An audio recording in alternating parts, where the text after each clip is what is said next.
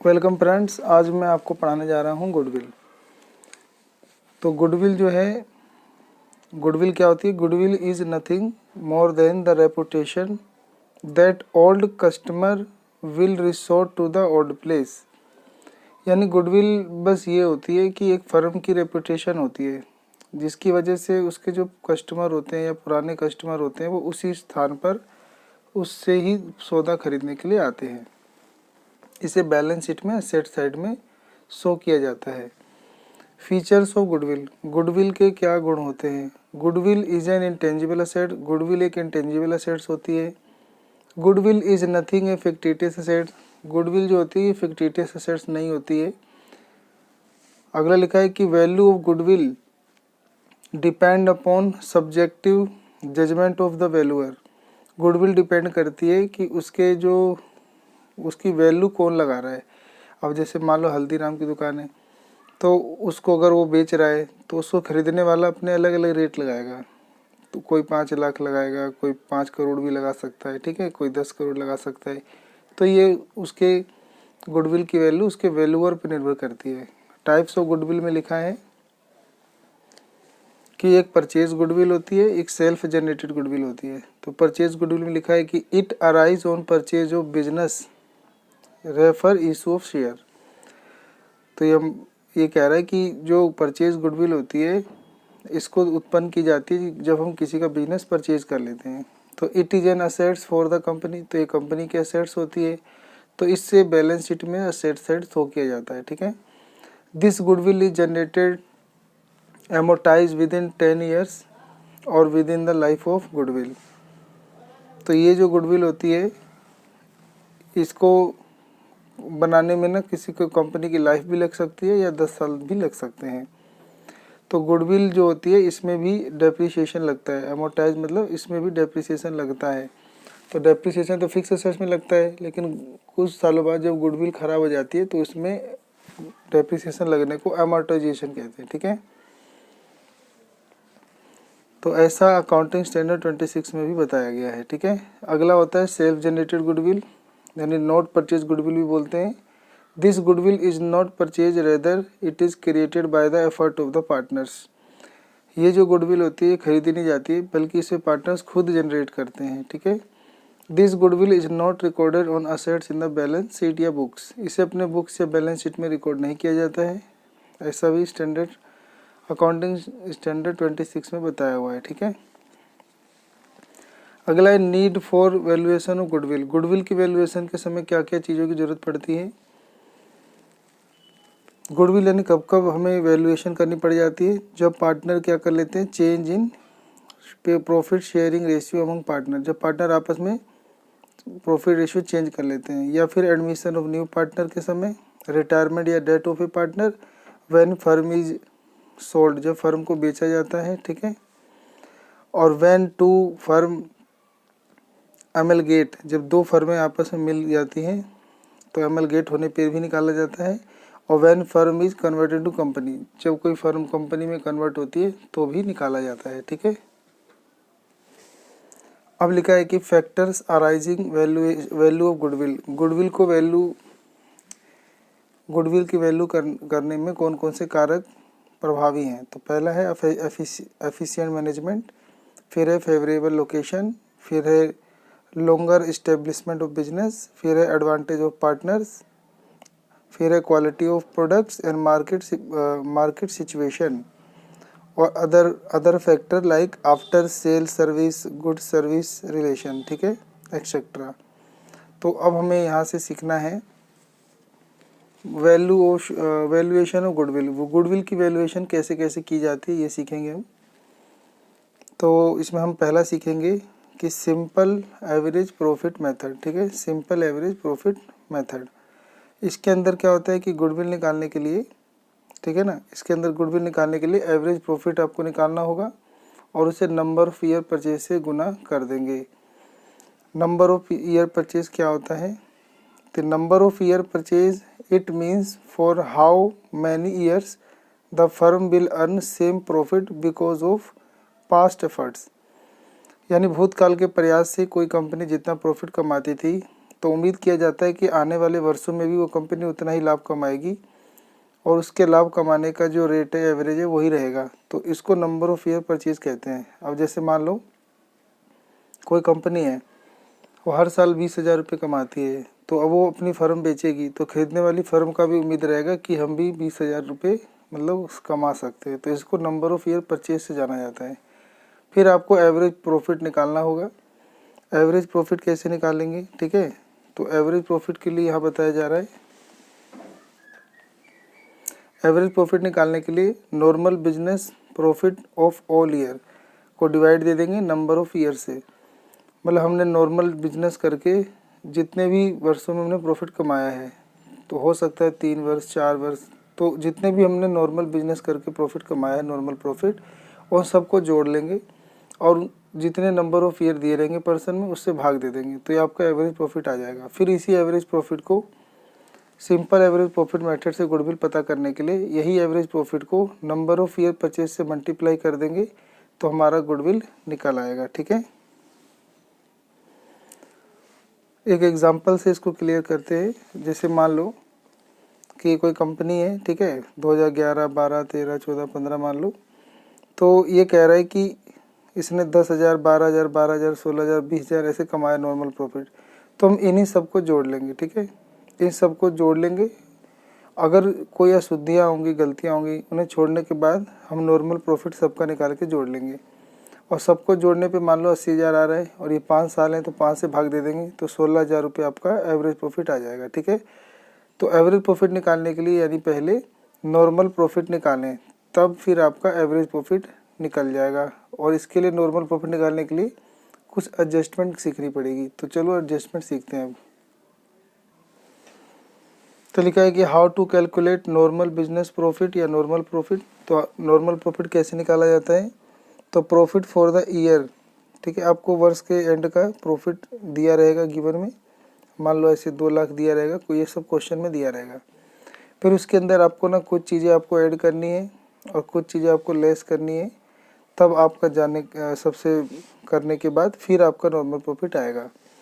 तो याद कर लेंगे पहले कि आपको जो क्वेश्चन में प्रॉफिट दिया रहेगा वो ले लेना है, फिर उसके अंदर क्या क्या ऐड करना है, ठीक है। तो पहला ऐड करना है एबनॉर्मल लॉस इफ़ डेबिटेड। जितने भी एबनॉर्मल लॉस होते हैं, जिनके डेबिट बैलेंस होते हैं, उन सबको ऐड कर लेना है। फिर आपको ऐड कर लेना है loss on sale of assets, जो कि कभी कभी होने वाले हानियाँ होती हैं।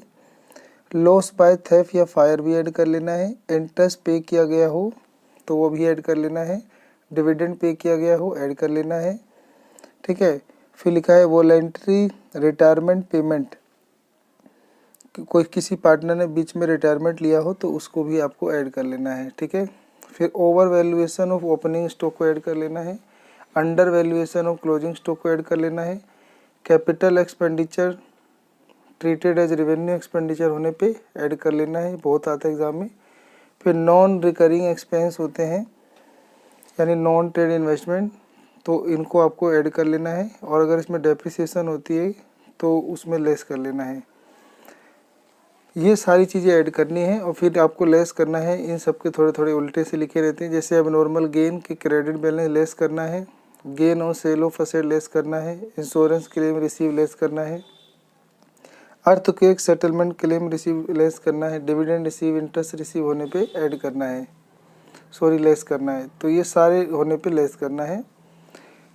Under valuation of opening stock less करना है, over valuation of closing stock less करना है, revenue expense treated as capital expenditure less करना है, पार्टनर्स एक्सपेक्टेड रिम्यूनरेशन सैलरी या कमीशन लेस करना है, any other future expected expense like management cost insurance premium, ये सब लेस कर लेना है, ठीक है। इसमें मैनेजर का कॉस्ट ये आपको याद रखना है, ठीक है, तो ये लेस किया जाता है। फिर आपको ना करेक्ट प्रॉफिट या कह लो नॉर्मल प्रॉफिट, आपका आंसर यहाँ पे आ जाता है, ठीक है। फिर इसी को नंबर ऑफ ईयर परचेज से मल्टीप्लाई कर दे, मतलब ये जो आपका नॉर्मल प्रॉफिट आ जाता है, फिर नॉर्मल प्रॉफिट को जोड़ के नंबर ऑफ ईयर से भाग कर देते हैं तो आपका एवरेज प्रॉफिट आ जाता है। फिर एवरेज प्रॉफिट को नंबर ऑफ ईयर परचेज से मल्टीप्लाई कर देते हैं तो आपका गुडविल निकाल आता है, ठीक है। तो इस तरीके से गुडविल को निकाला जाता है सिंपल एवरेज प्रॉफिट मेथड में, ठीक है। तो एवरेज प्रॉफिट मेथड में एक सिंपल एवरेज प्रॉफिट मेथड हमने पढ़ लिया, एक होता है वेटेड एवरेज प्रॉफिट मेथड, तो वो भी बहुत इजी होता है। तो एक एवरेज प्रॉफिट मेथड में हमने देखा कि सिंपल एवरेज प्रॉफिट मेथड होता है, ठीक है। फिर एक हमने देखा कि वेटेड एवरेज प्रॉफिट मेथड होता है। तो वेटेड एवरेज प्रॉफिट मेथड जो है मैं नहीं करा रहा हूँ, ठीक है, वो आप कर लेंगे, इजी है। उसके अलावा हम दूसरा देखेंगे कि वो लिखा है super profit method. Super profit method में क्या होता है कि इसके अंदर ना ये फार्मूले हैं कुछ, ये आपको फार्मूले याद करने पहले, ठीक है। तो ये फार्मूले मैं याद करा देता हूँ कि गुडविल निकालने का फार्मूला होता है सुपर प्रॉफिट निकाल के नंबर ऑफ ईयर परचेज से मल्टीप्लाई करना, NYV मतलब नंबर ऑफ ईयर परचेज से मल्टीप्लाई करना। अब सुपर प्रॉफिट निकालने के लिए पर्सन में आपको एवरेज प्रॉफिट निकालना है पीछे वाले तरीके से, और फिर जो नॉर्मल प्रॉफिट जो होगा वो आपको घटाना है। तो यानी एवरेज प्रॉफिट निकाल के नॉर्मल प्रॉफिट घटाना है, तो आपका सुपर प्रॉफिट आ जाएगा, ठीक है। सुपर प्रॉफिट क्या होता है कि जैसे बाकी फर्मों से थोड़ा ज़्यादा कमाना, जैसे मान लो 5 फर्में सब साड़ियाँ बेचती हैं, तो कोई एक आध फर्म होती है जो बाकी नॉर्मल जो प्रॉफिट कमाते हैं सब उनसे थोड़ा ज़्यादा कमाती है, तो जितना एक्स्ट्रा कमाती है तो एवरेज प्रॉफिट सब में से नॉर्मल प्रॉफिट घटाने पे जो एक्स्ट्रा पैसा बचेगा वो आपका सुपर प्रॉफिट होता है, ठीक है। फिर आपको एवरेज प्रॉफिट निकालना है, जिसको मैंने ऑलरेडी डिस्कस कर लिया था कि कई वर्षों के नॉर्मल प्रॉफिट जोड़ के नंबर ऑफ ईयर से भाग कर देना है, ठीक है। फिर नॉर्मल प्रॉफिट आपको अब सीखना है यहाँ पे कैसे निकालते हैं। तो एवरेज कैपिटल एम्प्लॉय निकालना है आपको। एवरेज कैपिटल एम्प्लॉय निकालने के लिए एवरेज कैपिटल एम्प्लॉय नहीं होने पे opening capital employ plus closing capital employ जोड़ के 2 से भाग कर देना है, ठीक है। तो एवरेज कैपिटल एम्प्लॉय निकल जाएगा। फिर उसे नॉर्मल रेट ऑफ रिटर्न बोलते हैं, NRR को। तो normal rate of return percentage में दिया होता है, तो उसको लिख के और बटे में 100 लिख देना है, परसेंटेज का निशान यहाँ नहीं लगाना है, ठीक है। तो एवरेज कैपिटल एम्प्लॉय आपको निकाल लेना है, जो कि हमारे बैलेंस शीट या बुक में दिए रहेंगे। उसको फिर अपना नॉर्मल रेट ऑफ रिटर्न से मल्टीप्लाई करके 100 से डिवाइड कर दोगे तो आपका नॉर्मल प्रॉफिट आ जाएगा। फिर इन दोनों को आप घटा दोगे तो घटाने पे एवरेज प्रॉफिट आ जाएगा। फिर एवरेज प्रॉफिट को नंबर ऑफ ईयर परचेज से मल्टीप्लाई करने पे गुडविल आ जाएगा, ठीक है। अब दिक्कत आती है कि नॉर्मल रेट ऑफ रिटर्न क्या है, इसे इन्वेस्टमेंट पर रिटर्न कहते हैं। तो नॉर्मल रेट ऑफ रिटर्न क्या होता है कि बिजनेस में हमने जितना पैसा इन्वेस्ट किया है तो हमें कितने समय में कितना परसेंटेज पैसा वापस मिल जाएगा, उसको नॉर्मल रेट ऑफ रिटर्न कहते हैं। तो ये क्वेश्चन में परसेंटेज में दी होती है, ठीक है, इसकी चिंता नहीं करना है, ये पर्सन में आपको मिल जाएगा। अब दिक्कत है जैसे एवरेज कैपिटल एम्प्लॉय, जैसे ये ना पता चलना, तो अगर ये निकालने का तरीका होगा कि opening capital employ closing capital employ जोड़ लेना है बटे में 2। अब ओपनिंग क्लोजिंग का झंझट नहीं दिया रहता पर्सन में, तो आपको कैपिटल एम्प्लॉय कैसे निकालना है। तो टोटल एसेट्स पर्सन में दिया होगा, टोटल एसेट में से आउटस्टैंडिंग लायबिलिटी घटा देना है। फिर एग्जिस्टिंग गुडविल अगर दी रहती है बैलेंस शीट वाली वो घटा देना है। नॉन ट्रेड इन्वेस्टमेंट दिया रहेगा तो घटा लेना है, और अगर फिक्टिशियस एसेट्स होगा तो घटा लेना है। तो यानी टोटल एसेट में से 4 चीज़ें घटाना है। आउटसाइड लायबिलिटी, ज़्यादातर यही घटाने पे आपका निकल आया कैपिटल एम्प्लॉय। अगर पर्सन में एग्जिस्टिंग गुडविल दिया हो तो वो भी घटा लेना, नॉन ट्रेड इन्वेस्टमेंट दिया हो घटा लेना, और फिक्टिशियस एसेट दिया हो तो घटा लेना। तो इस तरीके से भी एक ये एसेट साइड अप्रोच होता है निकालने का। फिर एक लायबिलिटी साइड अप्रोच होता है कैपिटल एम्प्लॉय को निकालने का, ठीक है।